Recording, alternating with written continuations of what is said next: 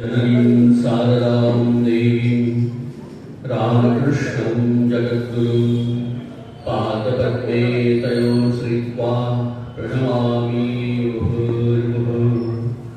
अपदां दातारं सर्वसम्पदां लोकाभिरामं श्रीरामं भूयो भूयो नमामि। ॐ विश्वाचार्यं जगद्वन्द्यं विवेकानन्दरूपिणं वीरेश्वरासमुत्पन्नं सप्तर्षिमण्डलागतं ज्ञानभक्तिप्रदातारं पद्माक्षं गौरविग्रहं ध्यायेदेवं ज्योतिपुञ्जं विवेकानन्दरूपिणं विवेकानन्दरूपिणम्।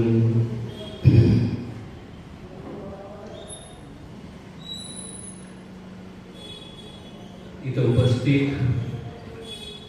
श्रद्धेय सत्यनारायण मोदाजी, अजून या केंद्राचे अन्य पदाधिकारी आणि इचलकरंजीतील माझ्या वडीलधाऱ्या भाई आणि बहीण, तसा इचलकरंजीशी माझा काही नवा परिचय नाहीये। आत्ताच त्यांनी सांगितलं, मी साधू व्हायच्या अगोदर इचलकरंजीला यायचो। ओझा साहेबांची आमची जुनी ओळख आहे आणि ह्या रामकृष्ण विवेकानंद केंद्रामध्ये जो सत्संग व्हायचा, विजेश्वर भांडराव सर आम्ही यायचे, कधी कधी ते यायचा मला योग आला। पण संन्यास झाल्यानंतर तसं इकडे येणं कमी झालं। पण ओझा साहेबांच्या और आमच्या जी काही आमची ओळख होती, त्यांनी मला सांगितलं की मला यायचं आहे। मला आनंद झाला की पुष्कळ दिवसांनी इथं सगळ्यांना भेटायला मिळत आहे आणि स्वामीजींच्या विषयी बोलायला मिळत आहे। तर बोलता बोलता मला सांगितलं की स्वामी विवेकानंदांचं चित्रच आपण त्या व्याख्यानमालेमध्ये घेतो, पण एक वेगळ्या रूपाने चरित्र घेऊ। स्वामीजींचा आपण बघतो की जो साहित्य आहे स्वामीजींचं, विपुल साहित्य आहे स्वामीजींचं। अवघ्या 39 वर्षामध्ये त्यांनी इतकं काही देऊन गेलं आपल्याला। ते स्वतः म्हणायचे की मी येत्या 1500 वर्षासाठी देऊन गेलो आहे, एक दोन नाही 1500 वर्षासाठी मी देऊन गेलो, इतकं स्वामीजींनी देऊन गेलं। आणि जेव्हा स्वामी विवेकानंदांचं साहित्य आपण वाचतो, त्यांची ग्रंथमाळा आपण वाचतो, मराठीमध्ये 10 भागामध्ये आहे, तेव्हा वाटतं की सर्व काही जितकं आपलं सनातन हिंदू धर्माचं साहित्य आहे, वेद उपनिषद पुराण, सगळ्याचा सार म्हणून स्वामी विवेकानंदांनी त्यांचं साहित्य घेतलं आहे। त्याचे आपण वेगवेगळे लहान लहान पुस्तक काढले आहेत, जसे योगाचे भक्तियोग, राजयोग, ज्ञानयोग, कर्मयोग, प्रेमयोग। तसं स्वामींचं पत्रांचं पण एक पुस्तक काढलेलं आहे, ज्याला पत्रावली म्हणतो आपण, स्वामी विवेकानंदांची पत्रे। ते जवळजवळ 700च्या वर पानांचं पुस्तक आहे, इतकी पत्रे आहेत स्वामींची। आणि ते काय त्यांनी 39 वर्षात नाही लिहिली। 1888 पासून, म्हणजे त्यांच्या गुरुदेवांच्या समाधीनंतर त्यांनी देशाला ओळखण्यासाठी जे भारताचं भ्रमण केलं, गुरुदेवांच्या देहत्यागानंतर जे स्वामींचं जीवन सुरू झालं, म्हणजे 1888 ते 1902 पर्यंतचा जो लिहिलेला पत्रांचा संग्रह हा इतका मोठा आहे। अजूनही बरीचशी अप्रकाशित पत्र आहेत जितकी आपल्याला उपलब्ध झाली, ज्याची आपल्याला अभयनिष्ठी मिळाली आहे, ते रामकृष्ण मठातून प्रकाशित झाले। आणि ही पत्र जेव्हा आपण अभ्यासतो, जेव्हा वाचतो, तेव्हा लक्षात येतं की स्वामींचं जीवन तर यातून दिसून येतच, पण सगळ्या शास्त्रांचा सार याच्यामध्ये आपल्याला बघायला मिळतो. कारण स्वामी विवेकानंदांनी मुख्यतः व्याख्यानं जास्त दिली, विदेशात पण दिली, भारतात परत आल्यानंतर पण दिली, पण त्यांचं लिखाण जे आहे ते ह्या पत्ररूपाचं, पत्र म्हणजे लिहिलेलंच असतं, त्यामुळे हे पत्र हे स्वतःच्या हाताने लिहिलेली पत्र आहे. ही अमूल्य धनसंपत्ती आहे आपल्या सर्वांसाठी, देशासाठी. ह्याच्यात सगळं काही येऊन गेलं. आपण हळूहळू तो भाग पुढे बघू की काय दिलाय त्यांनी आपल्यासाठी. पण त्या पत्राला हात घालायच्या अगोदर हे पत्र ज्यांनी लिहिली ते महापुरुष कोण होते हे आपल्याला थोडंसं बघायला हवं. तेव्हा त्याचं गांभीर्य, त्या पत्राचं जे आतमधला जो सारंत भाग आहे तो आपल्याला अभ्यासता येईल किंवा समजायला सोपा येईल. स्वामी विवेकानंदांच्या विषयी रामकृष्णदेव म्हणत असत, त्यांचे गुरुदेव, की हा सप्तर्षी मधला एक ऋषी आहे. आताच मी जो ध्यान मंत्र म्हटला, विश्वाचार्यं जगद्वंदनं विवेकानंद रूपिणं वीरेश्वरा समुत्पन्नं सप्तर्षी मंडलागतं ज्ञान भक्ती प्रदातारं पद्माक्ष गौर विग्रहं ध्यायेत् देवं ज्योतिपुंजं विवेकानंद रूपिणं. कोण विवेकानंद हे? विश्वाचार्य, विश्व के आचार्य, विश्वाचे आचार्य. आणि आज आपण बघतो खाली भारताच्या नाही आहे, पूर्ण विश्वामध्ये आज स्वामी विवेकानंदांना वेगळी ओळख मिळालेली आहे. आज विश्वाच्या कानाकोपऱ्यामध्ये स्वामी विवेकानंदांचे चाहते आहेत. कितीतरी लोक आज सुद्धा त्यांच्या वाक्यातून, त्यांच्या पुस्तकातून प्रेरणा घेऊन स्वतःचं जीवन देशासाठी समर्पित करतात. तर ते खरोखर विश्वाचार्य आहे. असे स्वामी विश्वाचार्य होते. आणि कसे आहे ते की सप्तर्षी मंडलागतं, सप्तर्षी मंडलामधून आलेले आहेत. हे काही वर्णन नाही आहे. रामकृष्ण देवानी स्वतः बघितलं होतं, जेव्हा तरुण नरेंद्रनाथ रामकृष्णांच्या भेटीला आले, भेटल्याबरोबर त्यांना कधीही मनुष्यरूपात नाही बघितले. हे सगळ्यात मोठी रामकृष्ण विवेकानंदांची विशेषता आपल्याला बघायला मिळते की एक गुरु आपल्या शिष्याला नारायणाच्या रूपामध्ये बघतो. कधीही त्यांनी मनुष्यरूपात विवेकानंदांना बघितलं, खूप मोठी विशेषता आहे. बघताच ते म्हणाले, अरे तू तो सप्तर्षीतला ऋषी. त्यांनी त्यांचं दर्शन सांगितलं.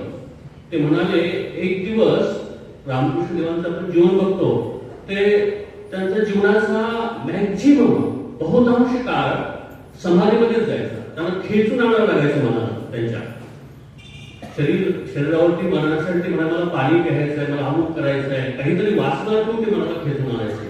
तर असं समाधीमध्ये मन रामकृष्णांचं असायचं. ते म्हणतात, एक दिवस असाच मी समाधीच्या अवस्थेत असताना माझं मन हळूहळू कुठे गेलं? अखंडाच्या राज्यात गेलं. त्या अखंडाच्या राज्यात मी बघितलं की तिथं निराकाराच्या पुऱ्या विश्वामध्ये 7 ऋषी गंभीर ध्यानमग्न बसले. आणि त्यातल्या एका ऋषीच्या गळ्यात हे स्वतः रामकृष्ण लहान बालकाचं रूप घेतलं होतं. आणि त्या ऋषीच्या गळ्यात हात टाकून म्हणताय की मी जात आहे, तुम्हाला सुद्धा यायचं आहे. आणि त्या ऋषींनी फक्त स्मितहास्य करत त्यांना होकार दिला. आणि रामकृष्ण म्हणाले की नरेंद्रला बघताच मला जाणवलं की तेच ऋषी ज्यांना मी म्हणालो होतो की तुला जगाच्या कल्याणासाठी यायचं आहे, तोच ऋषी नरऋषी स्वामी विवेकानंदांच्या रूपाने आला. तो असं सप्तर्षी मधले एक ऋषी त्यांनी लिहिलेली पत्र आहे. तर त्याचं किती महत्व आहे आजच्या सगळ्यासाठी, सगळ्या सामाजिक जीवनासाठी, देशासाठी, सगळ्यासाठी. ते आपण हळूहळू ते बघत जाऊ. एक घटना मला इथं सांगावीशी वाटते. स्वामी विवेकानंदांचे एक बालपणीचे मित्र प्रियनाथ सिंह, त्यांनी एकदा स्वामी विवेकानंदांच्या आठवणी सांगताना म्हटलं होतं की माझा हा अगदी लंगोटी मित्र. आम्ही एकाच गल्लीत खेळायचो, एका शाळेत शिकायचो. तर त्यावेळेला आम्हाला सगळ्यांना वाटलं होतं की हा नरेंद्रनाथ दत्त साधारण पोरगा नाही, हा पुढे जाऊन काहीतरी मोठं करेल, देशासाठी खूप काहीतरी मोठं करेल. कारण अगदी म्हणतात ना की जन्मजात एक नेतृत्वाचा गुण त्यांच्यामध्ये होता. आपण त्यांचं जीवन बघतो किती तेजस्वी जीवन होतं. तर त्यांना ते म्हणाले की मला विश्वास होता की माझा हा लहानपणीचा मित्र देशासाठी खूप काही महान काम करेल, खूप मोठा नेता बनेल, खूप काही करेल. पण जेव्हा मी बघितलं की हा संन्यासी झाला आहे, तेव्हा मी निराशाने माझ्या कपाळाला हात लावला. काय एक चांगला माणूस व्यर्थ केला. पण ते म्हणतात की जेव्हा ते शिकागोतून जेव्हा भारतात परत आले आणि त्यांचं जे स्वागत झालं आणि जे शिकागोमधलं त्यांचं ते भाषण, आपल्या सनातन धर्माविषयी त्यांनी व्यक्त केलेली, भारताविषयी व्यक्त केलेलं प्रेम, भारताची संस्कृती जी विदेशात जाऊन त्यांनी जगाला दाखवून दिली आणि त्यांचं जे स्वागत झालं आणि त्या स्वागतात दिलेली भारताविषयीची तळमळ त्यांच्या भाषणातून जेव्हा ऐकली, तेव्हा मी म्हटलं की अग्नी हा अग्नीच असतो. त्याला तुम्ही कितीही कापडामध्ये बांधून ठेवा, तो काय करेल, एक दिवस ते कापड जाऊन प्रगट होईल. असं हे विवेकानंद. त्यांचं जीवन विस्तृत जीवन आहे, बहुमुखी जीवन आहे. एक मराठीमध्ये पुस्तक पण आहे, व्यक्ती एक पैलू आहे. विवेकानंदांच्या जीवनाचे अनेक पैलू आहेत. मला आठवतं मी जेव्हा नवीन रामकृष्ण मठात प्रवेश घेतला होता, तेव्हा नागपूरच्या रामकृष्ण मठाचे अध्यक्ष होते स्वामी योगरूपानंदजी महाराज. खूप उच्च कोटीचे साधू होते. स्वामी अखंडानंदजी महाराजांचे शिष्य होते. तर त्यांच्याबरोबर मला एका भावप्रचाराच्या परिषदेच्या कार्यक्रमाला जायचा योग आला होता.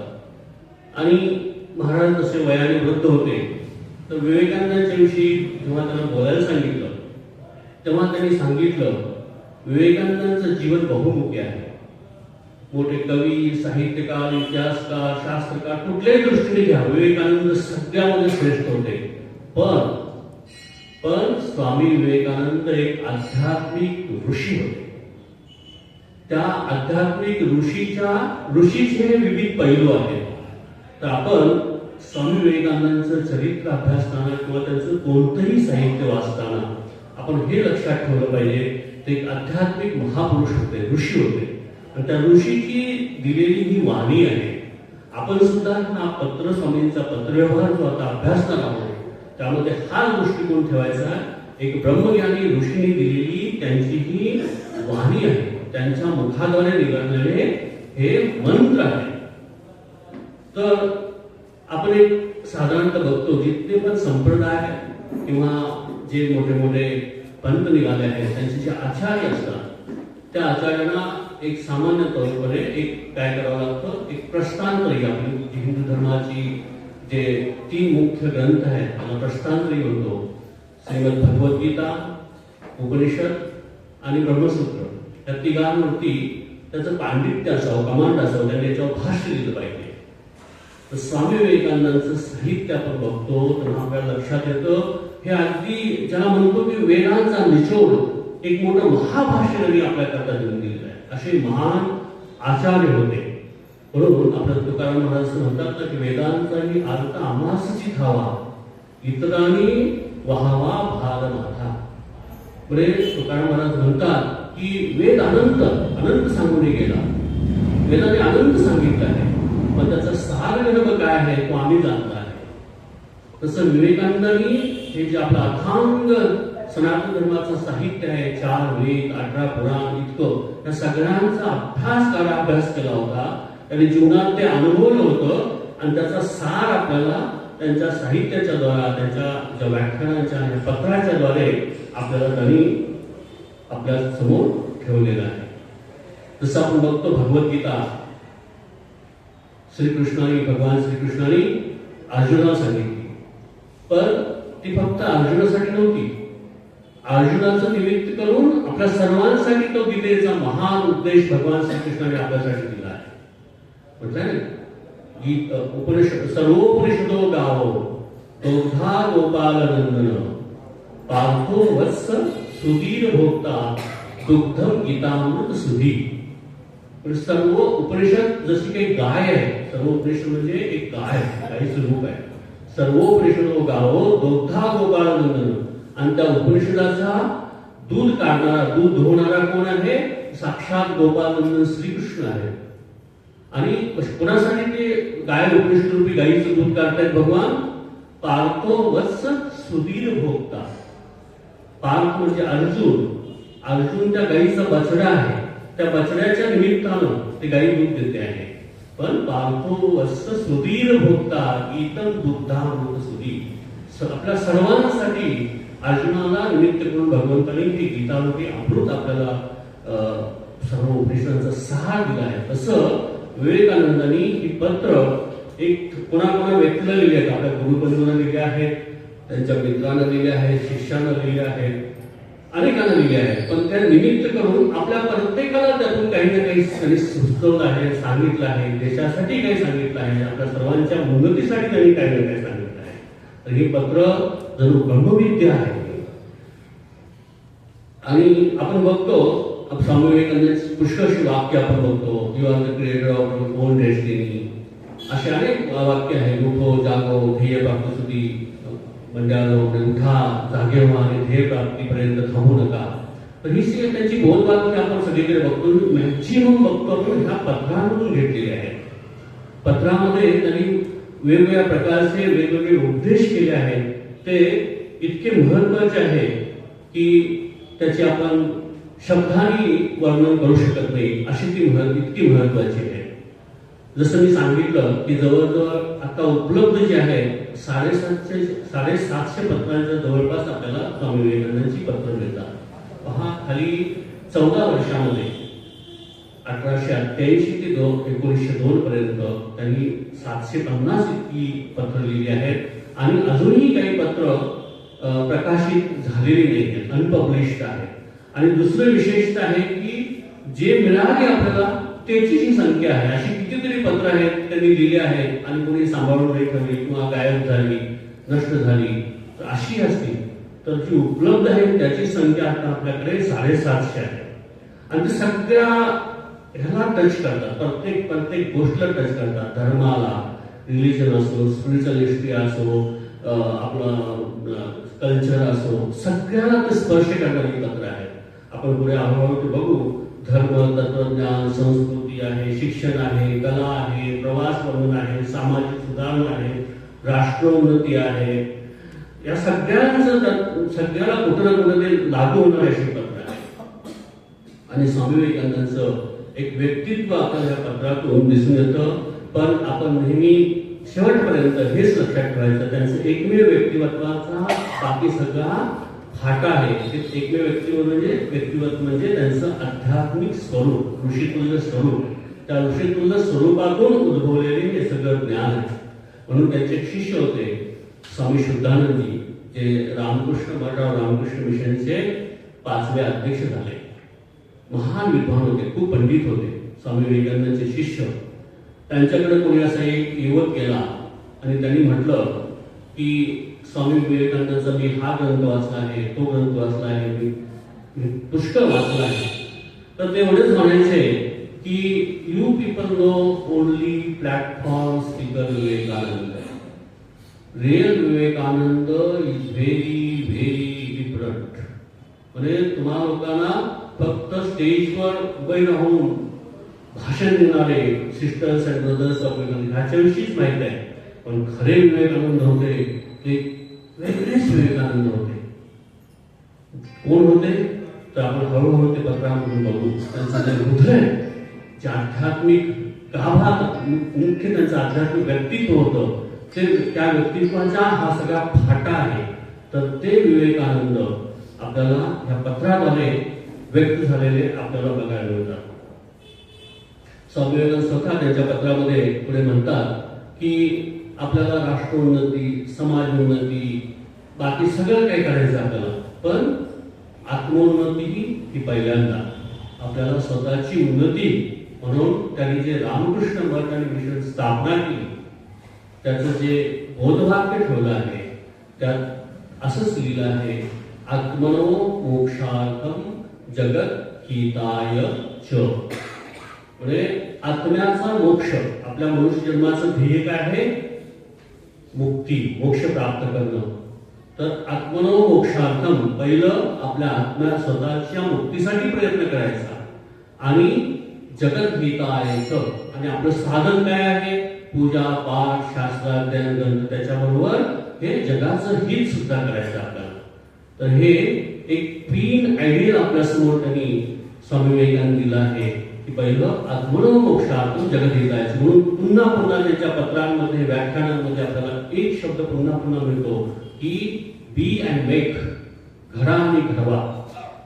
पहिलं स्वतः घडवा, आत्मोन्नती पहिलं आणि आत्मोन्नती नंतर मग आपल्याला बाकीचा जगाचाही उद्धार करायचा आहे किंवा समाजाचा उद्धार करायचा आहे, देशासाठी आपल्याला करायचं आहे.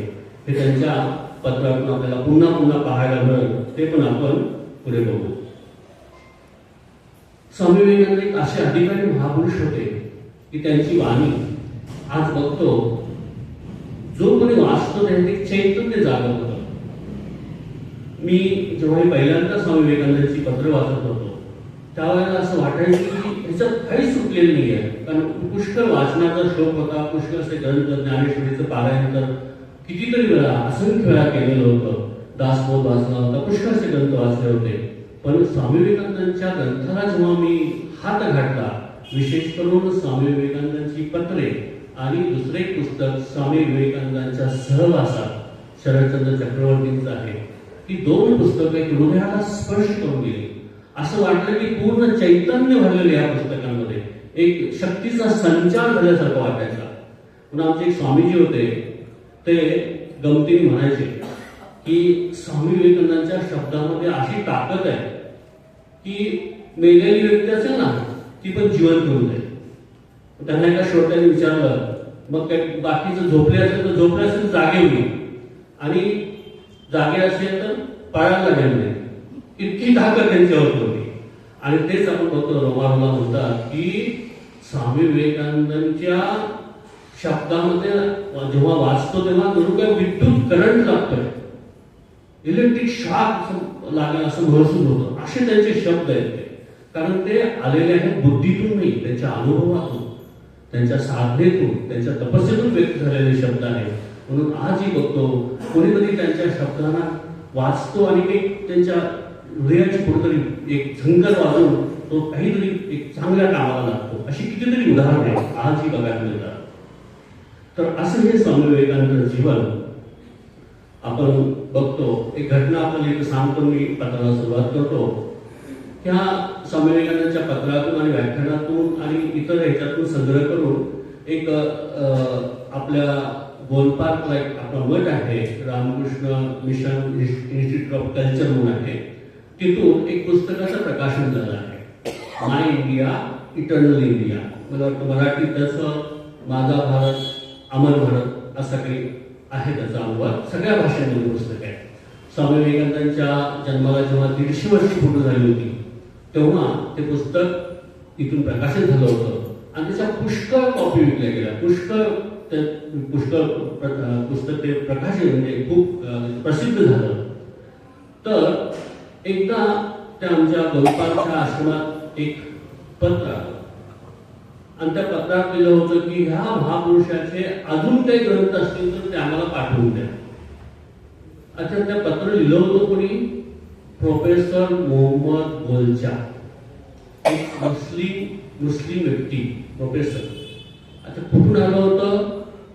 काश्मीर खोऱ्यातल्या सोपोर जिल्ह्यातून, जो खतरनाक अमेरिकेचा गड मानला जातो, बारामुल्ला, सोपोर हे सगळे. तर सोपोर जिल्ह्यातील एका मुस्लिम प्राध्यापकांनी पत्र लिहिलं होतं की ह्या महापुरुषाचे अजून ग्रंथ असतील ते आम्हाला पाठवा.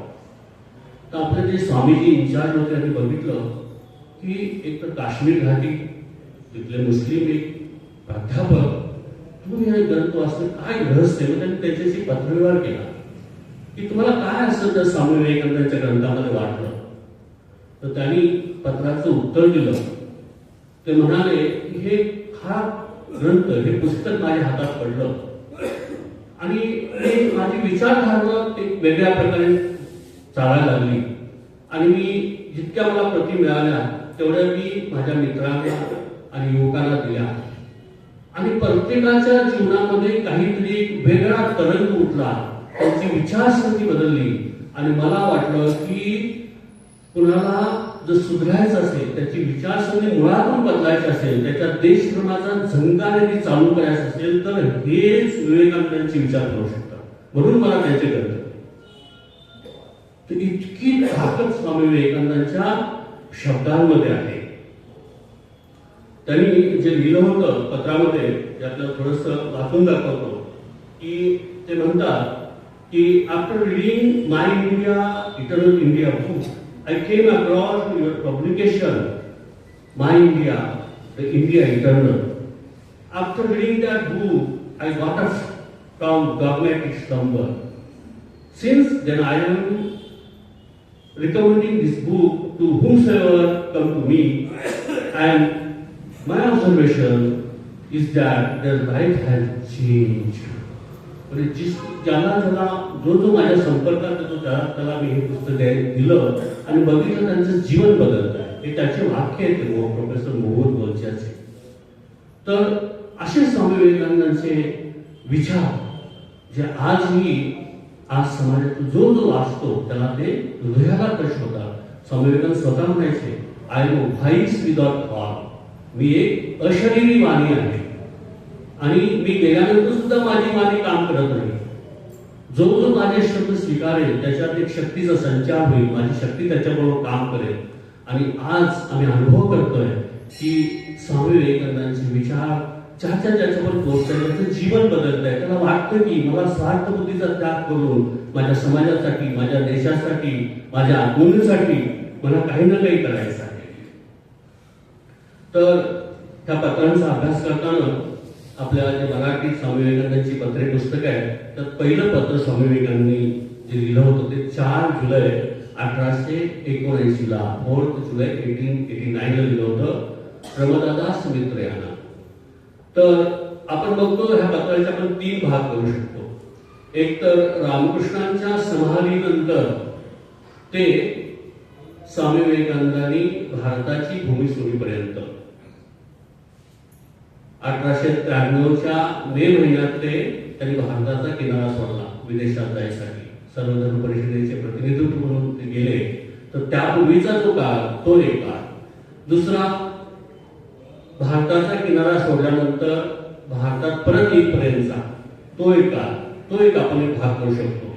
आणि तिसरा, भारतात परत आल्यानंतर जो भारताला जागवण्याचं काम त्यांनी मुख्यत्व करून केलं तो तिसरा भाग. असे ह्या पत्राच्या आपण 3 भागामध्ये विभागणी करू. तर प्रमदादास मित्र यांना स्वामी विवेकानंद जेव्हा परिवारिक अवस्थेत होते तेव्हा त्यांनी एक पत्र लिहिलं होतं. तर प्रमदादास मित्रांना आणि आयसिंगा पेरुमल या दोघांना विवेकानंदांनी पुष्कळ पत्र लिहिली. दोघी ग्रस्त, दोघांनाही खूप पत्र लिहिले. आणि प्रमदादास मित्र जे आहेत त्यांना स्वामीजी पूज्यपाद नावानं उल्लेख करायचे, सुरुवात करायचे. पूज्यपाद त्यांना खूप आदर द्यायचे आणि खाली लिहायचे दासानुदास, तुमचा दास नरेंद्रनाथ. इतकी महान व्यक्ती प्रमदादास मित्रांना पूज्यपाद म्हणून उल्लेख करायचे. तर थोडक्यात मला प्रमदादास मित्र यांचं एक संक्षिप्त त्यांचं जीवन कसं होतं याविषयी सांगतो. ते काशीला वास करायचे, वाराणसीला. महान पंडित होते. आपल्या हिंदू धर्माच्या अनेक ग्रंथांचा त्यांचा गहरा अभ्यास होता. आणि स्वामी विवेकानंदांना एक आशा होती की अशी महान पंडित व्यक्ती जर रामकृष्णांचे उपदेश ग्रहण करील तर एक समाजात त्यांच्या ज्ञानाच्या द्वारे, त्यांच्या ज्या अभ्यासाद्वारे एक वेगळी क्रांती येऊ शकते आणि रामकृष्णांनी जी माझ्यावर जबाबदारी सोपवली आहे ती पुरी करायला ही व्यक्ती खूप मदत करेल. तर ह्या उच्च भावनेने त्यांनी जो पत्रव्यवहार केला आहे अतिशय हृदयस्पर्शी असा पत्रव्यवहार आहे. आणि दुसरं म्हणजे त्यांनी सुद्धा रामकृष्णांच्या वरती प्रमदादास मित्रांनी त्यांनी रामकृष्णांना कधी बघितलं नव्हतं, पण स्वामींच्या पत्राद्वारे आणि बाकीच्या स्वामींच्या गुरुबंधूंच्या द्वारे रामकृष्णांविषयी जे ऐकलं होतं ते ऐकून रामकृष्णांच्यावर एक अद्भुत असं स्तोत्र लिहिलं आहे त्यांनी. ते आपण बऱ्याच वेळा सकाळच्या प्रार्थनेमध्ये ते आपण बघतो. अद्भुत स्तोत्र आहे. पूर्ण अद्वैत अनुभूती, रामकृष्ण कसे परब्रह्म स्वरूप होते हे त्यांनी त्यांच्या स्तोत्रामध्ये म्हटलेलं आहे. विशुद्ध विज्ञान अगाध सौख्यम विश्वस्य बीजम करुणापयोधी. म्हणजे तुम्ही कसे आहात तर विशुद्ध ज्ञान स्वरूप आहात, जसे ज्ञानाचा सागर आहात. आणि अशा रामकृष्णांना मी पुन्हा पुन्हा वंदन करतो असं सुंदर त्यांनी स्तोत्र रामकृष्णांच्या वतीला आहे. तर अशा प्रबोधनास स्तोत्राला त्यांनी जे पहिलं पत्र लिहिलं आहे त्यात ते म्हणतात की स्वामींची प्रकृती आपण बघतो, परिवाराची अवस्थेत असताना कुठे खायला मिळायचं, कुठे नाही मिळायचं, त्यांची तब्येत खूप खालावली होती. तर तो उल्लेख करून पुढे ते म्हणतात, प्रभूच्या कृपेवर माझा अखंड विश्वास आहे, तो कधीही लोपणार नाही. धर्मग्रंथावरील माझी श्रद्धा देखील ढळलेली नाही, पण माझ्या जीवनाची गेली 5-7 वर्ष नाना प्रकारच्या विघ्नाशी सतत झगडण्यात निघून गेली आहेत, जशी प्रभूची इच्छा. आदर्श शास्त्रे मला गवसली, आदर्श पुरुषाचे देखील मला दर्शन घडले आहे, तरी देखील कोणतीही गोष्ट तरीला नेणे माझ्याकडून जमत नाही, याचेच अत्यंत मला दुःख होत आहे. विशेषतः कलकत्त्याच्या आसपास राहून कोणत्याही कार्यात मी सफल होईल असे मला वाटत नाही. माझी आई आणि 2 भाऊ कलकत्त्यात राहतात. मी सर्वात वडील, मधला भाऊ एफएची तयारी करीत आहे आणि तिसरा अद्याप लहान आहे. आपल्याला माहित आहे स्वामी विवेकानंदांचे वडील विश्वनाथ दत्त प्रसिद्ध अटॉर्नी होते. प्रचंड श्रीमंती, त्याचा वारा जे जन्मस्थान आज बघतो, खूप श्रीमंती घरी, सगळ्या प्रकारच्या सुखसुविधा होत्या. पण त्यांचे वडील अकस्मात गेले आणि बाकीच्या नातेवाईकांनी त्यांची जी प्रॉपर्टी होती ती पण स्वतः हिसकावून घेतली. त्यामुळं त्यांच्या आईला आणि भावांना उपासमारीची वेळ यायची. तर त्या स्वामी विवेकानंदांना त्याचं दुःख व्हायचं, तर ह्या पत्रातून त्यांनी व्यक्त केले आहे. तर ते म्हणतात, कधी कधी कलकत्त्याच्या जवळ असलो म्हणजे माझ्या आईची आणि भावांची दुरावस्था माझ्या नजरेस पडते आणि मग रजगुणाच्या प्राबल्यामुळे माझा अहंकार जागृत होऊन काहीतरी करण्याची इच्छा निर्माण होते. अशा समयी माझ्या मनात विचारांचा घोर संग्राम सुरू होतो. म्हणूनच तर मी लिहिले होते की माझ्या मनात घोर तुफान लागले आहे. तर ते म्हणतात की माझ्यासाठी अशा प्रार्थना करा, असा आशीर्वाद द्या की for we have taken up the cross, thou hast laid it upon us and grant us strength that we bear it even to date.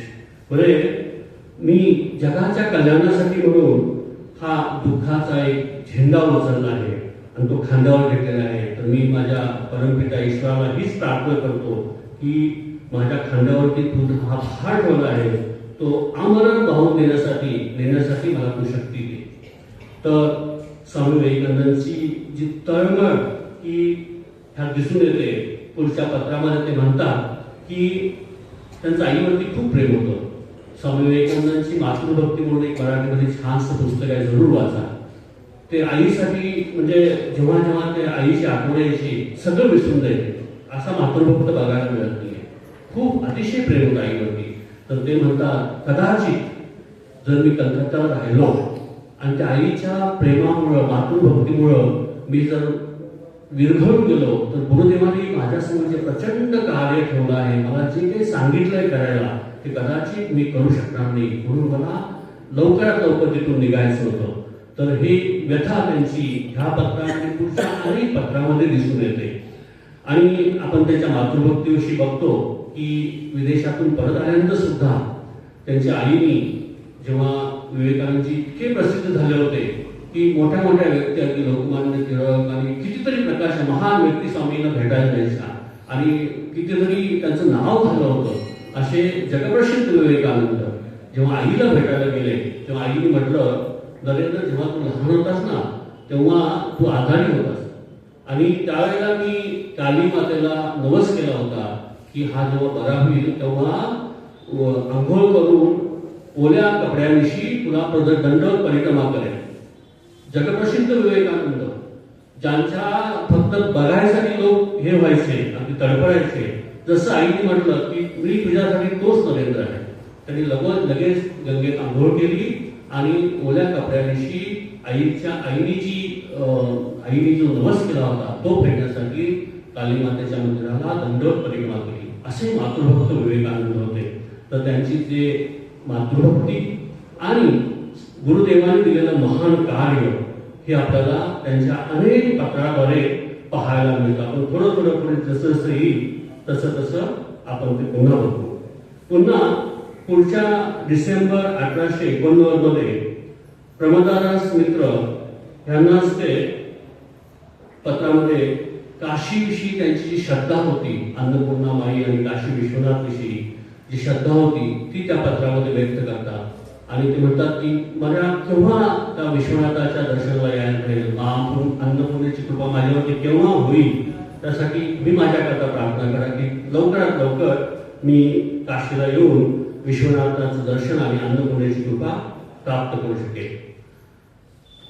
ते म्हणतात की मी अनेक ठिकाणी अनेक ज्ञानी भक्त साधू पंडित मी पाहिले आहे, अनेकांनी माझ्यावर निरतिशय प्रेम केलं आहे, पण अनेक लोकांची रुची भिन्न भिन्न असते. आपल्याकडे माझा जसा अगदी सारखा जीव ओढा घेत आहे, आपल्या संगतीत आनंदाचा जो आस्वाद मला मिळतो आहे तो आज कुठेही मिळत नाही. तर पहावे काशीनाथाची काय इच्छा आहे की मी लवकरच काशीला पोहोचेन आणि त्यांचा आशीर्वाद प्राप्त करेन. तर काशीविषयीचं प्रेम मोठं पत्र आहे ते. तर काशीविषयीचं प्रेम त्यांचं ह्या पत्रातून दिसून येतं. आणि पुढे असंख्य पत्रव्यवहार त्यांच्याबरोबर त्यांचा होतो. आणि नंतर आपण बघतो 3 मार्चला प्रमदादास मित्रांनाच ते आपली व्यथा एक वेगळ्या प्रकारे व्यक्त करताना आपण दिसून येतं. ते म्हणतात की मी कठोर वेदांतवादी जरी असलो तरी माझा स्वभाव अत्यंत मृदू आहे, हे आपणास कदाचित ठाऊक नसावे. आणि हीच गोष्ट मला अत्यंत नरत आली आहे. अगदी थोडेसे जरी काही घडले तरी माझे अंतःकरण विरघळते, माझा दृढ निश्चय डळमळीत होतो. मी स्वतःच्या हितासंबंधी विचार करण्याचा कितीही जरी प्रयत्न केला तरी दुसऱ्याच्या हिताचा प्रश्न आला की स्वतःविषयीचे विचार आपोआपच बाजूला जातात. यावेळी मी अगदी पक्का निश्चय करून स्वतःसाठी काहीतरी करण्यासाठी म्हणून बाहेर पडलो होतो. पण माझे एक गुरुबंधू प्रयागला आजारी आहेत हे ऐकताच मी सगळं काही टाकून त्यांच्या सेवेसाठी धावत गेलो. तर स्वामी विवेकानंद आपण बघतो ते म्हणतात की आय हॅव टॉट नथिंग बट वेदांता. मी जे काही जगाला शिकवलं आहे, जे व्याख्यान दिले आहेत ते दुसरं काही तर फक्त वेदांत दिला आहे. वेदांत आपण साधारण तौर आपण बघतो वेदांत म्हणजे कठोर, म्हणजे ज्याला कठोर म्हणणं चुकीचं आहे की जो अद्वैत ज्ञानामध्ये ज्याला जगत काही नाही, ब्रह्मशिवाय ब्रह्म सोडून दुसरं काही नाही, एक द्वितीय ब्रह्मच आहे, जगात जे काय आहे ब्रह्मच आहे. ब्रह्म हे एकच सत्य आहे, बाकी सगळं असत्य आहे. कठोर हा शब्द वापरणं चुकीचं होईल, पण एक त्याला म्हणतो की शुष्क असं एक अद्वैत ज्ञान असा मी नाही हे स्वामी विवेकानंद सांगतात. आणि त्यांच्या जीवनात बघतो ते स्वतः म्हणतात मी वेदांत सोडून दुसरं काही शिकवलं नाही. वेदांताचे प्रकांड पंडित अधिकारी, पण त्यांचं जीवन जसं त्यांनी म्हटलं आहे आपल्याला बऱ्याचशा त्यांच्या पत्रातून बऱ्याचशा त्यांच्या भाषणातून बघायला मिळतं. एक प्रसिद्ध घटना आहे, जेव्हा ते विदेशातून परत आले होते आणि मोठे मोठे पंडित त्यांना भेटायला यायचे. संस्कृतमध्ये कितीतरी पंडितांशी वार्तालाप चालायचा त्यांचा. एक दिवशीची घटना आहे, बलरामबाबूंच्या घरी स्वामी विवेकानंद आणि त्यांचे काही गुरुबंधू सगळे होते. त्या गिरीशचंद्र घोष जे त्यावेळेचे प्रसिद्ध नाटककार आणि कवी होते ते पण होते. विवेकानंद कोणाबरोबर तर वेदांताविषयी वादविवाद चालू होता, कसा वेदांत श्रेष्ठ आहे. आणि आपल्याला माहित आहे विवेकानंदांना हरवणं कोणाला अशक्य होतं.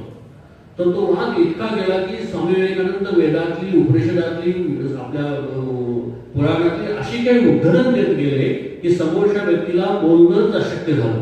इतके एकावरती एक ऋषा श्लोक सगळे त्यांनी कोट करायला सुरुवात केली. तेव्हा गिरीचंद्र घोष तिथं होते. त्यांनी बघितलं विवेकानंदांना हरवणं कठीण आहे.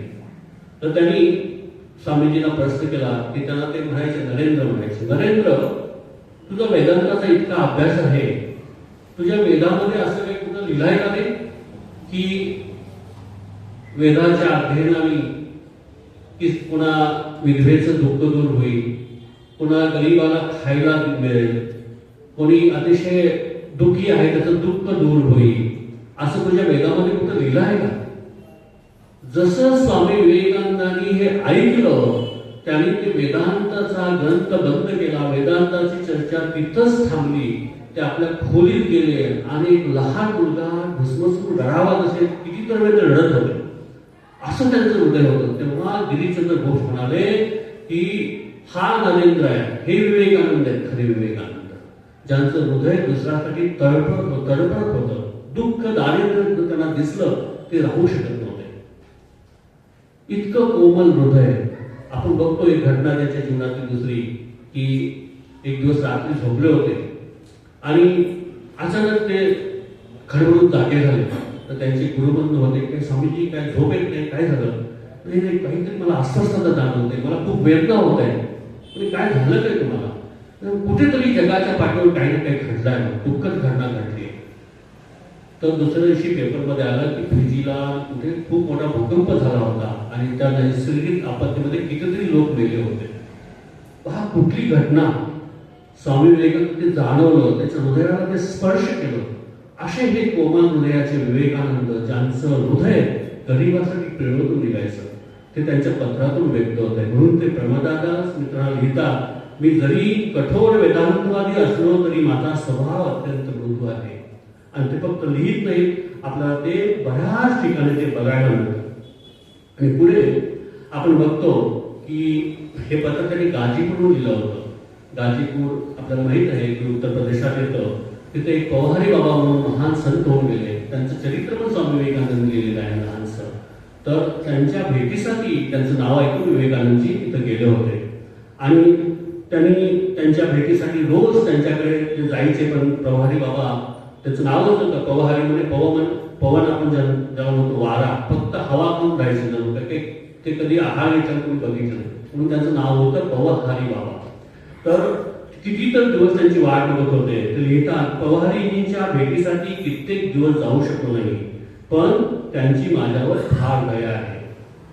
दररोज माणूस पाठवून माझ्या संबंधी चौकशी करतात, परंतु आता सगळीच उलटापालट झाली आहे. वास्तविक मी त्यांच्या जागी भिक्षा मागाव्यास आलो होतो, पण आता उलट तेच माझ्यापासून काहीतरी शिकू इच्छितात. त्यांनी अजून सिद्धावस्था प्राप्त करून घेतली नाही असे वाटते. त्यांच्या ठिकाणी कर्मकांड, व्रते, बाह्याचार या साऱ्यांचा फार अतिरेक झालेला दृष्टीस पडतो. समुद्राला पूर्ण भरती आली म्हणजे तो किनाऱ्याच्या मर्यादेत कधीच राहू शकत नाही हे निश्चित. तेव्हा बाबाजींना उगीच अधिक त्रास न देणे हेच ठीक आहे असे मी ठरवले आहे. लवकरच मी त्यांची रजा घेऊन तिथून निघेन. काय करू, विधाताने माझे हृदय मृदू केले आहे व तेच माझे मरण ठरत आहे. बाबाजी मला जाऊ देत नाही आणि मला ते सोडत पण नाही. तर स्वामी विवेकानंदांनी त्या पवारी बाबांच्या भेटीसाठी बराचसा प्रयत्न केला, भेटले. पण नंतर लक्षात आलं की पवारी बाबा स्वामींकडून काहीतरी शिकू इच्छित आहे आणि पवारी बाबांच्याकडे बऱ्याचशा सिद्धी होत्या. त्यांनी त्या सगळ्याचा त्याग करून त्यांनी ठरवलं की, आणि तेव्हा असं म्हणतात, रामकृष्ण देवाने त्यांना दर्शन देऊन सांगितलं होतं की तुला जे मी काही दिलेलं आहे ते ज्ञान, त्याच्या बाहेरचं तुला अजून काही प्राप्त करायची गरज नाही. हे पण त्याच्या मागचं कारण होतं. कारण रामकृष्ण सदैव त्यांच्या भोवती असायचे, त्यांच्या सोबत असायचे. अनेक पत्रातून आपल्याला पाहायला मिळतं. पुढे एक पत्रामध्ये पण त्यांच्या ह्याच्यामध्ये साहित्यामध्ये पण येतं की एक दिवस स्वामी विवेकानंदांची एक विशेषता आहे, कोणी असेल तर आपल्या गुरुविषयी खूप ग्रंथ लिहिल, खूप व्याख्यान देईल, पण स्वामी विवेकानंदांनी त्यांच्या अख्ख्या आयुष्यामध्ये एवढी ग्रंथसंपदा दिली आहे, पण गुरुदेवांविषयी फक्त ते एकदाच बोलले. त्यांना कोणीतरी म्हणालं की रामकृष्णाचे चरित्र तुम्ही लिहा, तर ते म्हणतात माझ्यात तेवढी ताकद नाही. कदाचित मी काहीतरी चांगलं करायला माझ्याकडून वाईट घडेल इतकी माझी शक्ती नाही, इतकं मी त्यांना आठवू शकू नये. रामकृष्ण विराट होते, विशाल होते, त्यांना समजण्याची ताकद माझ्यात नाहीये. तर असे विवेकानंद एकदाच रामकृष्णाविषयी बोलले. तेही घटना खूप सुंदर घटना आहे. त्यांच्या पुढे साहित्यात येतं की एकदा त्यांना त्यांच्या गुरुदेवांविषयी बोलायसाठी सांगितलं. विदेशामध्ये गेले, पोडियमजवळ स्टेजवर उभे राहिले आणि त्यांनी सगळ्या श्रोत्यांकडे बघितलं. त्यांनी विचार केला, त्यांच्यासमोर पूर्ण रामकृष्णांचं जीवन आलं. शुद्ध, पवित्र, त्यागी जीवन त्यांच्यासमोर पूर्ण डोळ्यासमोर आलं. आणि त्यांच्या मनात विचार आले, अरे हे तर विदेशी लोक, हे भोगभूमीत रमणारी लोक, हे रामकृष्णांचा आदर्श काय समजणार आहे? हे अधिकारी नाही आहेत. म्हणून स्वामीजी बिना भाषण देता निघाले. तेव्हा रामकृष्ण त्यांच्यासमोर प्रगट झाले आणि म्हणाले, नरेन सांग, तू नाही सांगशील तर एवढं मला कसं कळलं? पुन्हा स्वामी विवेकानंदांनी आपलं भाषण दिलं. ते माय मास्टर, माझे गुरुदेव म्हणून लहानसं पुस्तक आहे. एक अख्ख्या ह्याच्यामध्ये रामकृष्णांवरती एकदाच ते बोलले पब्लिक दृष्ट्या. असं हे रामकृष्णांच्या विषयी, त्यांना गुरुंविषयी आदर्श होता. आणि त्यांनी बऱ्याच वेळेला बघितलं की रामकृष्ण कसे त्यांच्या सोबत होते. मेरी वीपर यांनी न्यू डिस्कवरी ऑफ विवेकानंद म्हणून मोठे मोठे 6 ग्रंथ लिहिले आहेत. त्यांना स्वामीजींचे काही ग्रंथ मिळाले, काही स्वामींची काही पत्र मिळाली, त्या प्रकारचे त्यावेळेचे काही वर्तमानपत्र त्या व्यक्ती यांच्याकडून मिळालेला संग्रह केला. त्यात एका ठिकाणी स्वामी विवेकानंदांच्या जीवनातली घटना येते. जेव्हा त्यांचं पुष्कळ नाव झालं आणि मिशनरी लोकांना वाटलं की हा माणूस आता खूपच काही करतो आहे, तर ह्याला आता एकच उपाय आहे संपवणं, तर ह्याला बुद्धीने कोणी रोखू शकत नाही. म्हणून एक दिवस रात्रीच्या भोजनासाठी त्यांना एका क्लबमध्ये आमंत्रित केलं होतं डिनरसाठी. आणि सगळ्यांना माहिती स्वामीजींना कॉफी आवडायची, म्हणून त्यांनी जेवणाच्या अगोदर कॉफीचा कप स्वामींना ठेवला होता की ते कॉफी घेतील.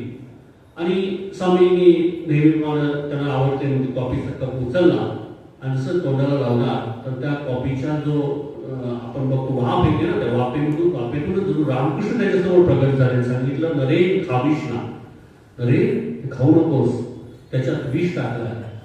त्यांनी शांतपणे तो कप ठेवला आणि सांगितले की मला याची जरूरत नाही. तर ते म्हणायचे की माझे गुरुदेव माझ्या सोबत आहेत, मला कोणाची पर्वा नाही. हा उल्लेख बऱ्याच वेळेला त्यांच्याकडे येतो. आणि ते पुढे म्हणतात, आता मी कोण्याही बऱ्या ढेंगाकडे जाणार नाही, कारण ते फक्त रामप्रसाद, कवी रामप्रसादाची कविता इथे उल्लेख करतात त्या पत्रामध्ये. हे म्हणा, तू आपल्याच ठिकाणी राहा, कुणाच्याही दारी जाऊ नकोस. तुला जे हवे आहे ते आपल्याच ठिकाणी बसून तुला प्राप्त होईल. फक्त आपल्या हृदयाच्या अगदी अंतःस्थळी त्याचा शोध कर. तिथे जे परमधन आहे, जो परीस आहे, तो तुला जे मागशील ते देऊ शकेल. हे म्हणा, या चिंतामणीच्या दारापाशी असंख्य रत्ने विखुरलेले आहेत. तर पुढे म्हणतात, रामकृष्ण खरोखरच आजोर आहे. या सिद्धांतापर्यंत मी आता येऊन पोहोचलो आहे. या जगात असले अपूर्व पूर्णत्व, असले अद्भुत आहेत की दया, बुद्ध जीवांविषयी असे प्रगाढ सहानुभूती आणखी कुठेही पाहायला मिळत नाही. एक तर ते स्वतः म्हणत त्याप्रमाणे ते अवतार असले पाहिजे, किंवा वेदांत तत्वज्ञानात म्हटल्याप्रमाणे मुक्त असून देखील लोकहितासाठी शरीर धारण करणारे ते नित्यसिद्ध महापुरुष असले पाहिजे, अशी माझी पक्की आणि अगदी पक्की खात्री आहे. अशा महापुरुषाच्या उपासनेलाच पतंजलींनी ईश्वर प्रणित होणार व्हा असे म्हटले आहे. तर स्वामी विवेकानंदांनी आपल्या रामकृष्णांविषयीचा जो भाव होता तो या पत्रामध्ये त्यांनी उल्लेख केलेला आहे. तर रामकृष्ण सदैव त्यांचे पाठीराखा होते हे त्यांच्या अनेक पत्रातून आपल्याला पाहायला मिळतं. आणि एवढंच नाही, जे पवारी बाबापासून जे ते निघाले तेव्हा त्यांनी म्हटलं होतं की ज्या कविता आपण आताच बघितली रामप्रसादांनी, की तुझ्या आतमध्ये जो परीस आहे, जो रत्नांचा साठा पडलेला आहे, तो तुला सर्व काही द्यायला समर्थ आहे. तर ते ह्याच्या घटना त्याच्या जीवनात आपण बघतो. जेव्हा रामकृष्ण अतिशय आजारी होते तेव्हा विवेकानंदांच्या मनात एक अत्यंत वैराग्य आलं होतं की काही करून ईश्वर प्राप्ती प्राप्त करून घ्यायची, दुसरं काही नको. ह्या तडफडीनं ते एक दिवस सगळं काही सोडून ते त्यांचे गुरुबंधू स्वामी शिवानंद आणि दुसरे गुरुबंधू अभेदानंद तिघे गैर लागले आणि भगवान बुद्धांनी ज्या बोधी वृक्षाखाली आपली उपलब्धी करून घेतली होती त्या बोधी वृक्षाखाली ध्यानाला बसले आणि त्यांना तिथे एक वेगळी अनुभूती झाली. आणि पुन्हा ते जेव्हा रामकृष्णांकडे आले तेव्हा रामकृष्ण हसले आणि म्हणाले, तू कुठेही जगात कुठेही फिर, जे तुला मिळेल ते इथेच मिळेल. तर ती रामकृष्णांनी त्यांना जी दाखवून दिलेली अनुभूती आपण बघतो की त्यांच्या पत्रामध्ये बऱ्याच ठिकाणी उल्लेख केले आपल्याला बघायला मिळते. पुढे 15 मार्च 1890 अतुलचंद्र घोष म्हणून त्यांना एका पत्राद्वारे ते संसाराची स्थिती कशी असते असं सुंदर वर्णन करतात. ते म्हणतात, प्रिय अतुल बाबू, आपल्याला भयंकर मानसिक कष्ट होत आहे हे ऐकून मला फार दुःख झाले. ज्यामुळे आपण आनंदात राहाल असेच तुम्ही वागा. यावत जननम तावत मरणम तावत जननी जगहे शयनम इति संसारे स्फुटतर दोष कथम मानो तव संतोष. म्हणजे याचा अर्थ होतो की जोवर जन्म आहे तोवर मरण पण आहे. जन्मलेला जो जन्मतो त्याला मरण हे पक्का आहे. मातृगर्भात पुन्हा पुन्हा प्रवेश देखील आहे. हा या संसारात स्पष्ट दिसणारा दोष असताना हे मानवा येथे तुला संतोष कुठून लाभला.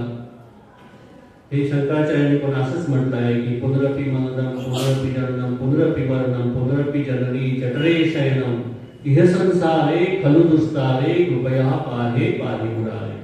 आपल्याला दुसरा उपाय नाहीये, कारण ज्याला जन्म आलेला आहे त्याला मृत्यू पण येणार आहे आणि त्याच्यातून सुटण्यासाठी एकच उपाय आहे, तो म्हणजे भगवंताचा नामाचा आसरा घेऊन या भवसागराच्या पार जाणं.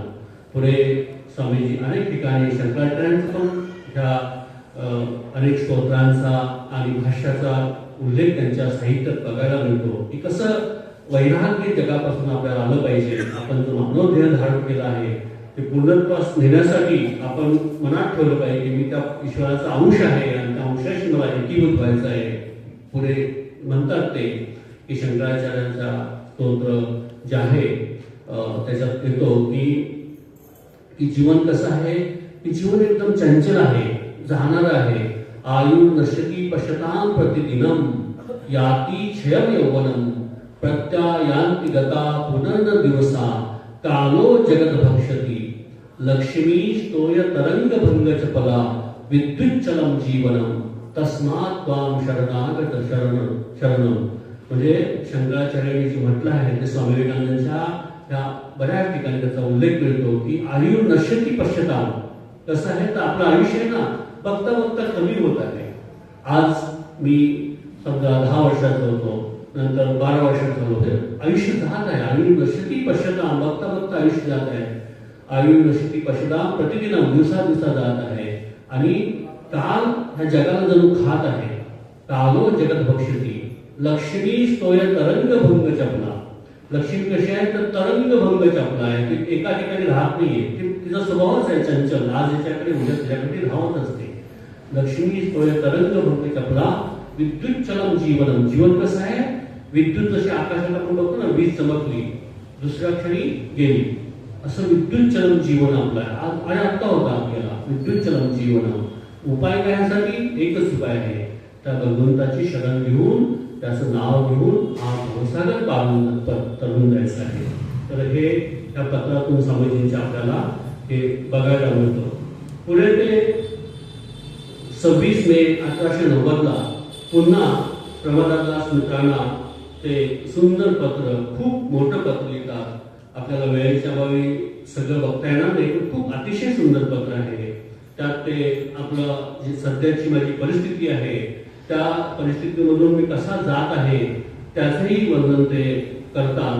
आणि पुढे आपल्या गुरुबंधूंना राखालला त्याचा उल्लेख करून लिहितात की राखाल म्हणजे स्वामी राखानंद सगळेच गुरुबंधू तेव्हा फिरत होते. फिरत असताना त्यांना कुठेतरी कुणाकडे साधूकडून सोने बनवायची विद्या, सोनं कसं बनवता येईल, बऱ्याच लोकांना ती ही विद्या असते असं म्हणतात.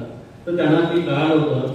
तर स्वामीजी एक खरडपट्टीच्या दृष्टीने त्यांना म्हणतात की राकाने लिहिले आहे की आता तो सोने वगैरे तयार करावं, कसं करता हे शिकला आहे, पक्का ज्ञानी बनला आहे, ईश्वर त्याचं भलं करो.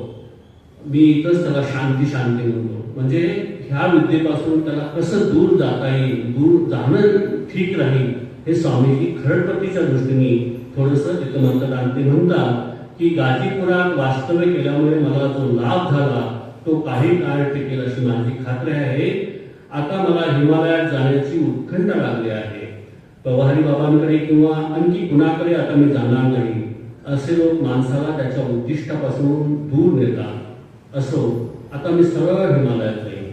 तर ह्या ज्या विद्या कशा आहेत हे रामकृष्णांनी त्यांच्या जीवनात सांगितलं होतं. आणि सगळ्यात मोठं म्हणजे आपण बघतो की जशी नरेंद्राने रामकृष्णांची परीक्षा घेतली होती, वेगळ्या वेगळ्या प्रकारची पुष्कळ वेळा परीक्षा घेतली होती, तशी रामकृष्णांनी सुद्धा आपल्या शिष्याची परीक्षा घेतली होती.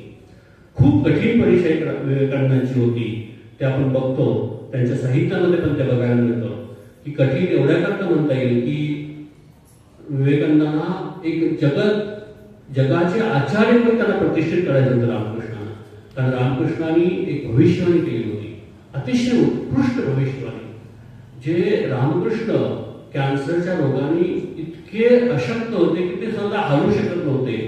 त्या दिवशी त्यावेळेला त्यांनी एक कोळसा घेऊन भिंतीवरती दिलं होतं बंगालीमध्ये, जय राधे प्रेममयी.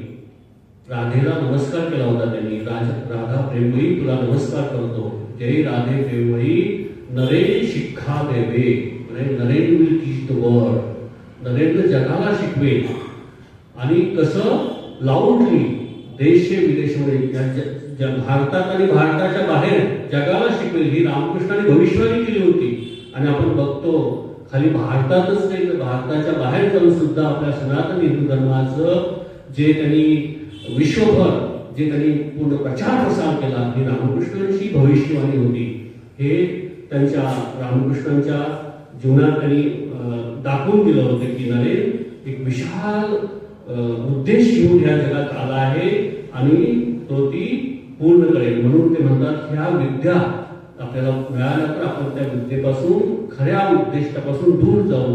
म्हणून रामकृष्णांनी त्यांची परीक्षा घेतली होती. हे जे भविष्यवाणी केली त्याच्यामध्ये परीक्षा घेतली होती, ती परीक्षा अशी होती की रामकृष्णाने एकदा नरेंद्राला बोलवलं आणि सांगितलं, बघ नरेंद्र, मला साधनेद्वारा आणि कालिमाच्या कृपेने खूप सिद्धी आहे, अष्टसिद्धी. म्हणजे कोणाला तर एक सिद्धी मिळाली की तो पूर्ण जगभर प्रसिद्ध होतो.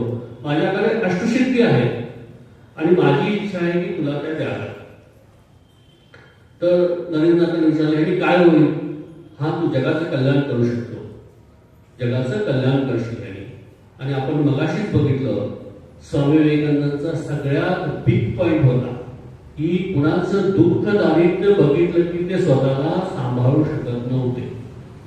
तर रामकृष्णाला एक थोडं वाटत होतं की नरेंद्रला कदाचित जगाचं कल्याण करायचं, कोणी दुःखी आहे, कष्टी आहे, गरीब आहे, भोकेला आहे, तर त्यासाठी तो म्हणेल हा मला ही विद्या मिळाली तर त्यांचं दुःख तो दैन्य मी दूर करेल. म्हणून नरेंद्र कदाचित म्हणेल हा मला द्या. पण त्यांनी नरेंद्रने काय म्हणाले, अच्छा पण ह्याने ईश्वर मिळेल का? ईश्वर नाही मिळेल, तुला प्रसिद्धी मिळेल, नावलौकिक मिळेल, त्या विद्या तुमच्याकडे जाऊन द्या, मला नको. ती खूप मोठी परीक्षा. रामकृष्ण इतके खुश झाले, नाचायला लागले. म्हणजे नरेंद्र आज यशस्वी झाला, सक्सेस झाला. कारण त्या लोक ह्याच्यामुळं जे लोकांच्या कल्याण करण्याच्या एक वृत्तीमुळं त्यांनी त्या विद्या स्वीकारल्या असतात, तर त्या विद्यामध्ये तो गुरपटला असताना आणि त्याच्याकडून जे विशाल महान कार्य होणार होतं ते कदाचित झालं नसतं. म्हणून एक कठीण परीक्षा घेतली होती आणि त्यानंतर त्याने याच्यातून त्या परीक्षेतून पास झाल्यानंतर ही जे महान युग परिवर्तनाचं काम रामकृष्णांनी विवेकानंदांच्याकडून करून घेतलं होतं. म्हणून विवेकानंद दाखवजींना म्हणतात की हे सोने वगैरे करण्याचा तू शिकून तुला म्हणजे असं विनोदाने म्हटलंय तू पक्का ज्ञानी बनलाय, शांती शांती, म्हणजे लवकर याच्यातून बाहेर ये. पुढे त्याचं वर्णन करतात की ह्या विद्या नको. आणि एवढंच नाही तर रामकृष्णांचे बाकी शिष्य पण आपण बघतो ज्याने रामकृष्ण वचनामृत नावाचा महान ग्रंथ लिहिला आहे, मास्टर महाशय आणि स्वतःचं कुठेही नाव दिलेलं नाही, पण अतिशय महान ग्रंथ जो आज जगाला शांतीचा वर्षाव करणारा ग्रंथ आहे. त्यांच्या पण जीवनात आपण बघतो की स्वामी विवेकानंद त्यांनाही पत्र दिलं आहे की तुम्ही रामकृष्णाचे उपदेश जगासाठी देऊन खूप मोठे उपकार केले आहेत. तर त्यांच्या जीवनाची पण एक घटना आपण बघू. वेळ कमी आहे, आपण थोडक्यात ती घटना बघू की मास्टर महाशयांना रामकृष्णाने 3 गोष्टी सांगितल्या होत्या की तू संसारी आहेस आणि ईश्वराचं आराधना तुला करायची आहे, मुक्ती तुला प्राप्त करून घ्यायची आहे, तुला पवित्र राहायसाठी रामकृष्ण 3 गोष्टींना ईश्वराचं स्वरूप मानायचे. कोणकोणत्या? एक तर गंगाजल, गंगेचं पाणी, गंगाजल रामकृष्ण म्हणायचे ते ब्रह्मवारी आहे, साधारण पाणी नाही आहे, ते ब्रह्म साक्षात ब्रह्माचं स्वरूप आहे. दुसरं वृंदावनातली रज, जे भगवान श्रीकृष्ण आणि गोपींच्या पदस्पर्शाने पवित्र झालेली रज, वृंदावनातली रज, ते पण ब्रह्माचं स्वरूप आहे. आणि तिसरं जगन्नाथ, जे पुरीचे आपल्या जगन्नाथ भगवान आहे त्यांचा प्रसाद, आटके प्रसाद, तो, हे 3 वस्तू साक्षात ब्रह्माचं स्वरूप आहे आणि ते रोज तू थोडं थोडं घेत जा. तर मास्टर महाशय आपल्या गुरुच्या आज्ञेप्रमाणे रोज ह्या 3 गोष्टी सेवन करायचे. तर गंगाजल कलकत्त्याला मिळायचंच त्यांना, वृंदावनची रस आणून ठेवली होती, पण जगन्नाथचा प्रसाद जेव्हा खर्च संपायचा तेव्हा मग ते काय करायचे, पुरीहून जे काही ट्रेन यायचे त्या ट्रेनची तिथं जायचे हावडा स्टेशनवरती आणि कोणी आला असेल तर विचारायचे, बाबा प्रसाद आहे का तुझ्याकडे, मग तो प्रसाद घेऊन यायचे. तर एकदा असेच ते प्रसाद संपला म्हणून हावडा स्टेशनवर गेले होते. तर पुरीहून एक ट्रेन आली, त्यांनी बघितलं एक वयोवृद्ध साधू त्या ट्रेनवरून उतरत आहेत. मास्टर महाशय त्यांना हातात धरून खाली उतरवलं आणि त्यांना अगदी साधू सेवा करताना पाणी दिलं, थोडी जे काही दक्षिणा दिली आणि सांगितलं तुमच्याकडे जर पुरीचा प्रसाद असेल तर मला थोडा द्या. तर त्या साधूंनी त्यांना प्रसाद दिला आणि मास्टर महाशय जो खुश झाले आणि म्हणाले की बेटा, मी तुला एक अशी वस्तू देतो आहे की ती तुला लाभल्यावरती जी इच्छा करशील ते मिळेल तुला. माझ्याकडे एक रुद्राक्षाची माळ आहे, खूप वर्षांपासून मी तिला सांभाळत आलो आहे, की तू ठेव, तुझं कल्याण होईल. मास्टर महाशय कुणालाही आपल्याला कोणी म्हटलं आपण तर एकदम हात जोडून लगेच घेऊ. मास्टर महाशयांनी पण ती घेतली, नंतर वाटलं वा काय भाग्य माझं आज. आणि ती माळ घेऊन ते जसे घराकडे यायला लागले त्यांचं डोक्यात अगदी विचारचक्र चालू झालं, मी साक्षात परब्रह्म रामकृष्णांकडे राहिलो आहे, ज्यांना अष्टसिद्धी सिद्ध होत्या, ज्यांना जगातलं काही अशक्य नव्हतं, असे रामकृष्ण त्यांनी माझ्यावरती इतकं प्रेम केलं आहे, इतकी कृपा केली आहे आणि मला अपूर्ण काय माझ्यात आहे, मला ह्याची गरज काय. त्यांनी सरळ गेले तर गंगेत ती माळ विसर्जित करते. असा विश्वास, अशी श्रद्धा ही आपल्याला विवेकानंदांच्या पण जीवनात बघायला मिळतं. आपला गुरुबंधू असो किंवा इतर कोणी अशा सिद्धीच्या अथवा गैरमार्गाने जात असेल तर त्याची खरडपट्टी पण त्यांनी आपल्या पात्राद्वारे केलेली आपल्याला बघायला मिळते. आणि जेव्हा आपण अशा प्रलोभनापासून दूर जाऊ तेव्हाच आपण ईश्वराच्या मार्गावर पुढे पुढे जाऊ आणि ईश्वराचा साक्षात्कार करून घेऊ शकू. तर हे आपण बघतो. आणि पुढे 20 सप्टेंबर 1892 पण त्याने एक महत्वाचं पत्र खेत्रीवासी पंडित शंकरलाल सेन यांना लिहिलं आहे की त्यांनी आपल्या भारताचं जे भ्रमण केलं होतं आणि त्यांना जे भारत डोळ्यासमोर दिसला होता त्यांना हेच त्यांना जाणवलं होतं की आपण जोपर्यंत आपला जे काही आपण जे स्वतःभोवती एक घर करून घेतलं आहे की मी एवढाच मला भारत आहे आणि त्या आपल्या ज्ञानाने आपण इतरांना पुरवत आहोत आणि त्यामुळे आपण किती पारतंत्र्यात पुरवले जात आहोत ही व्यथा त्यांनी या पत्राद्वारे व्यक्त केली आहे. आणि ते म्हणतात की आपल्याला प्रवास केला पाहिजे. त्यावेळेला एक प्रथा होती, संध्याकाळी समुद्र पार नाही केला पाहिजे. स्वामीजी म्हणायचे की आपण प्रदेशात गेलेच पाहिजे, कारण जोपर्यंत आपली संस्कृती इतकी महान आहे, आपल्या ऋषीमुनींची इतकी महान जे केलेला शोध आहे वेद उपनिषदांचा, ते ज्ञान जोपर्यंत जगाला आपण दाखवून देत नाही तोपर्यंत जगाची जी भारताविषयीची भ्रांत कल्पना आहे त्या दूर होऊ शकणार नाही. आणि आपल्याला ते करायचं आहे, आपल्याला खोराड्यातून बाहेर जायचं आहे आणि आपल्या संस्कृतीचा जो महिमा आहे, जी संस्कृती जगाला अमृत पाहू शकते, इतकी ताकद आहे, ती सगळ्या जगाला दाखवून द्यायचं आहे.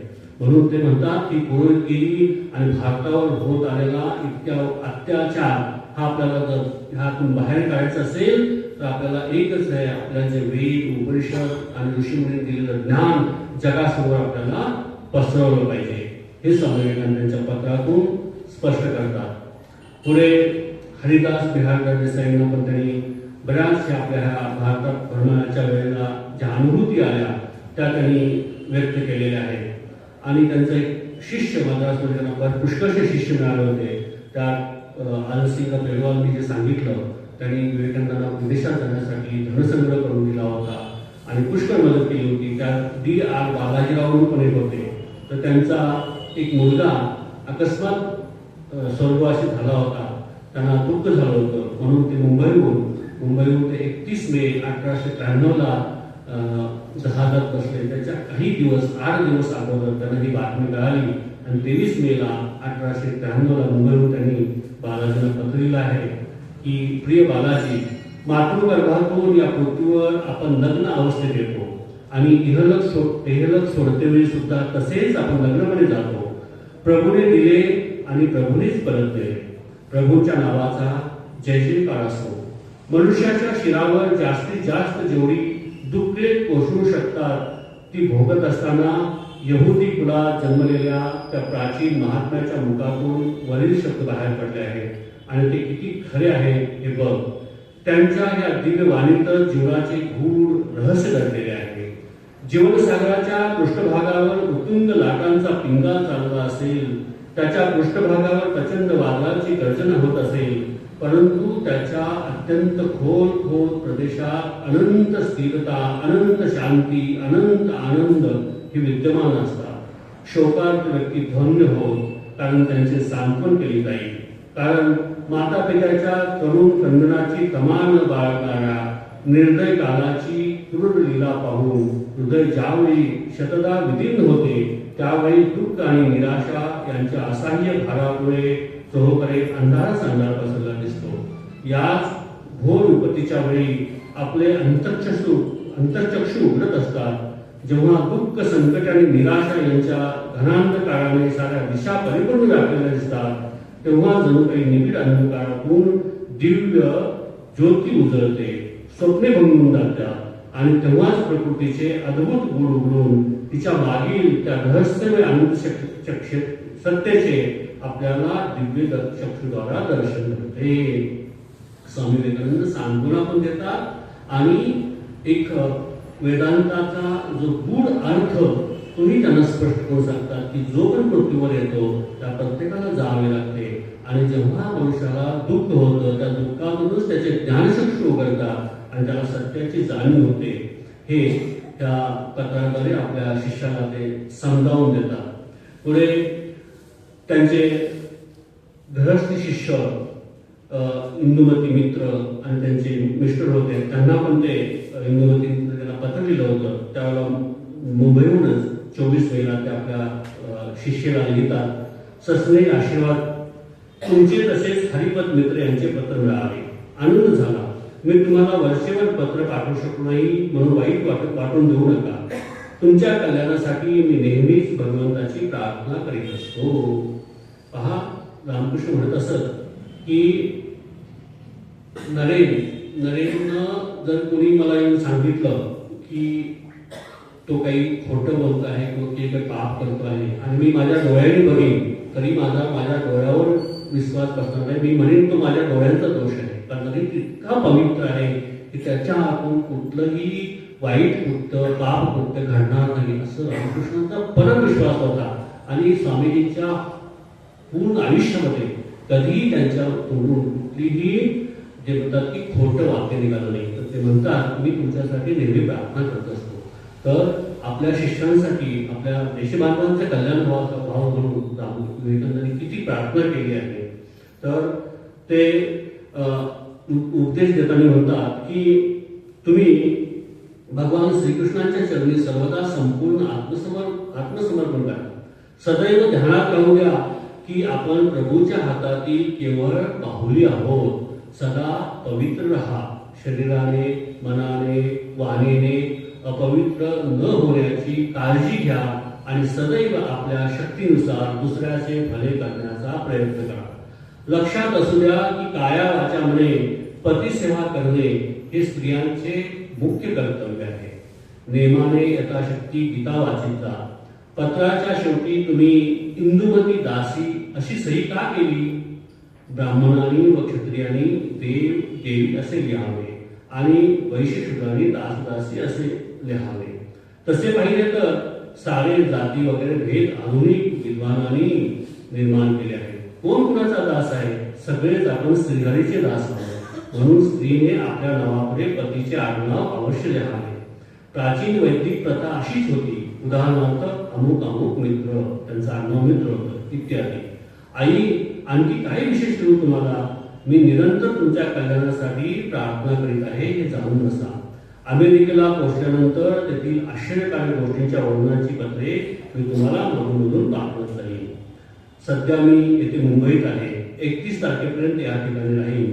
खेतलेच्या राजेसाहेबांचे खाजगी चिटणीस मला निरोप देण्यासाठी येथे आले आहे. तर एक गृहस्थ म्हणजे कसं राहावं हे पण एक सुंदर आपल्या उपनिषदांचा उल्लेख म्हणजे हवाला देऊन ते सांगतात की पतिसेवा ही स्त्रीसाठी किती उत्कृष्ट आहे आणि बाकी कसं पवित्र राहावं हेही सांगतात. स्वामी विवेकानंदांच्या विषयी रामकृष्णाने पण म्हटलं होतं आणि त्यांचं जीवन होतं ते पुन्हा पुन्हा भर देतात पवित्रतेवरती. पवित्र माणूसच महान कार्य करू शकतो. पुन्हा पुन्हा त्यांच्या पत्रात बघायला मिळतं. तर एक घटना इथे सांगतो आणि आजच्या व्याख्यानावरती विराम देतो. आपल्याला सगळ्यांना माहित आहे की स्वामी विवेकानंदांनी 11 सप्टेंबर 1893 शिकागो धर्म महासभेमध्ये दिग्विजय प्राप्त केला होता. ते 5 मिनिटाचं भाषण होतं. 3 मिनिटं बोलले आणि 2 मिनिटं टाळ्या पडल्या. तर प्रत्येकाला वाटलं होतं की कसं शक्य आहे की वेळ दिला आहे 5 आणि 2 मिनिटं फक्त टाळ्याच पडल्या. आणि आजही ते भाषण जगातील जे काही सर्वश्रेष्ठ 100 व्याख्यानं म्हणतात त्यातलं एक श्रेष्ठ असं भाषण आहे. आजही हृदयाला स्पर्श करून जातं असं ते भाषण आहे. तर स्वामी विवेकानंद जेव्हा परत आले तेव्हा त्यांच्या गुरुबंधूंनीच त्यांना विचारलं की इतके महान व्यक्ती होत्या. आपण म्हणतो की नाही स्वामी विवेकानंद एकमेव व्यक्ती होती की ज्यांनी म्हटले ब्रदर्स अँड सिस्टर. नाही, त्यांच्या अगोदर पण काही श्रोत्यांनी म्हटलं होतं. पण स्वामी विवेकानंदांनीच म्हटल्याबरोबर हा प्रकार काय झाला की बऱ्याच लोकांना वाटलं यांनी काहीतरी हिप्नॉटिझम केलं. म्हणून त्यांच्या गुरुबंधूंनीच विचारलं की नरेन तू खरं सांग तू काय केलं असं? तुझ्याकडे राजयोग पुस्तक आपण वाचतो स्वामींचं. स्वामी महान राजयोगी होते. स्वामींचा जो फोटो आहे ना ध्यानात बसलेला तो महासमाधीचा फोटो आहे. म्हणजे भगवान बुद्धांच्या नंतर इतकी ध्यानमग्न अवस्था स्वामींच्या चेहऱ्यात म्हणजे याच्यावरती बघायला लागले. ते राजयोगाचं प्रात्यक्षिक दाखवायला गेले ते समाधीत चाललेले. दुसरं पण एक वर्षन आहे. 2 प्रकारे हा फोटो घेतलेला आहे. तर असे महान राजयोगी होते ज्या प्रचंड विद्या होत्या. त्यामुळे गुरुबंधूंनी त्यांना विचारलं खरं सांग तू काय केलंस? लोकांना हिप्नॉटिझम केलं होतं? तर नरेंद्र स्वामी छान उत्तर दिलं की बघा की मी माझ्या आयुष्यात कधीही अपवित्र विचार माझ्या मनात नाही आणि ती पवित्रता माझ्या हृदयातून जी व्यक्त झाली ती प्रत्येकाच्या हृदयाला स्पर्श झाली आणि त्या पवित्रतेमुळं सगळ्यांनी त्या टाळ्या वगैरे मला डोक्यावरती घेतलं. तो इतकं पवित्र जीवन. अजून एक छान घटना या आणि वेळ संपल्यामध्ये त्या पवित्रतेविषयी पुष्कळ म्हणजे पवित्रतेविषयी मी तर 2 तास स्वामींच्या पवित्रतेविषयीच्या घटना सांगू शकतो. इतकी महान पवित्र व्यक्ती जगाच्या पाठीवर होऊन गेली. अशीच एक घटना आहे. शिकागोला जेव्हा त्यांचं भाषण संपलं आणि प्रत्येकाला 7,000 लोक होती. प्रत्येकाला वाटत होतं या पवित्र व्यक्तीला स्पर्श करावा, त्याला सेकंड करावा, त्याच्या कपड्याला स्पर्श व्हावा म्हणून सगळे दौडायला लागले. आणि एक तर विदेशी अमेरिकन महिला होती तिने सेकंड केला. तिने 3 दिवस हात नाही धुतला. इतका पवित्र हा स्पर्श मला झाला. तो हात धुतला तो स्पर्श निघून जाईल इतकं तिला जाणवलं इतकी पवित्रता. आणि दुसरी एक महत्वाची घटना आहे. स्वामी भाष्यानंद आपले मराठी साधू होते. शिकागोचे बरेच वर्ष हेड होते. खूप महान साधू होते. कदाचित मोदक साहेबांनी बघितले असावं. तर त्यांनी सांगितलेली घटना आहे. मिसेस ब्राउचेट म्हणून होत्या. त्यांच्या घरी स्वामी विवेकानंदांचे सगळे फोटो होते. तर त्यांना विचारलं की हे तुम्ही विदेशी महिला आणि सगळीकडे स्वामी विवेकानंद काय प्रकार आहे, येशू कृष्णांचं पूर्ण दिसत, हे नाही दिसत. तर त्यांनी सांगितलं की ज्या दिवशी शिकागोचं 11 सप्टेंबरचं भाषण झालं त्यावेळी मी सुद्धा तिथे उपस्थित होते आणि स्वामींचं जे तेजस्वी रूप, 30 वर्षाचा तरुण युवक तेजस्वी इतका ओजस्वीपणे बोलला, सगळे मंत्रमुग्ध झाले होते. आणि त्यानंतर जे त्यांना स्पर्श करायला धावले होतं, असं वाटलं की स्टॅम्पेड होते की काय. आणि मी एका कोपऱ्यात उभी होते आणि त्यावेळेला मनात मी निश्चय केला होता, हा तरुण युवक जर ह्या विदेशी टेम्पटेशनला, ह्या सगळ्याचे काही आकर्षण आहे त्याला बळी नाही पडला तर त्याला मी ईश्वर मानून पूर्ण जीवनभर त्याची उपासना केली. आणि मी बघितलं इतक्या लोकांनी मला डोक्यावर घेतलं. अमेरिकेत दुसऱ्या दिवशी मोठे मोठे होर्डर्स लागले की सर्वश्रेष्ठ वक्ता, सायकॉनिक हिंदू मंक ऑफ इंडिया, किती स्वामींचे वर्तमानपत्र भरून यायचे, पण याच्यावरती काही परिणाम करणार जसं आहे तसं. तेव्हा मी निश्चय केला की जगात जर कोणी देवता असेल तर हीच आहे, म्हणून मी त्यांचे फोटो लावले. तर असं हे पवित्र जीवन आणि त्यांची ही पत्र आपल्या हृदयाला एक झंकार करून देतात, एक आपलं चैतन्य जागृत करून देतात. तर आपण त्याचा पुढचा भाग, त्यांच्या गुरुबंधूंना दिलेले पत्र, ह्याच्यापेक्षा आपण उद्बोधक आणि हृदयाला आणि देशाविषयीचं त्यांचं जे दृष्टिकोन होते, त्यांना जे गुरुदेवांनी दिलेलं महान कार्य होतं ते त्याच्यातून आपल्याला बघायला मिळतं. ते आपण पुढच्या उद्याच्या प्रवचनावर बघू. आपण आज इथे थांबू. ओम शांती.